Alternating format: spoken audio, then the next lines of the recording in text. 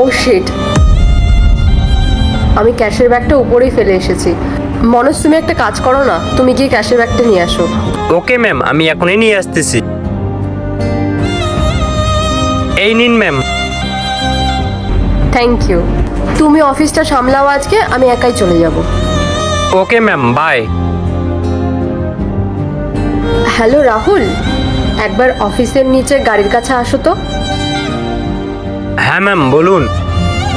এই নাও, এর মধ্যে কিছু ক্যাশ আছে, তুমি বাড়ি পৌঁছে দিও। ঠিক আছে ম্যাম, আমি পৌঁছে দিব।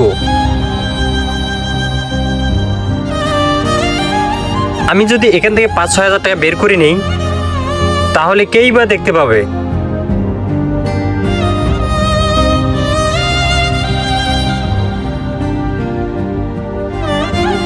হ্যাঁ ম্যাম, বলুন।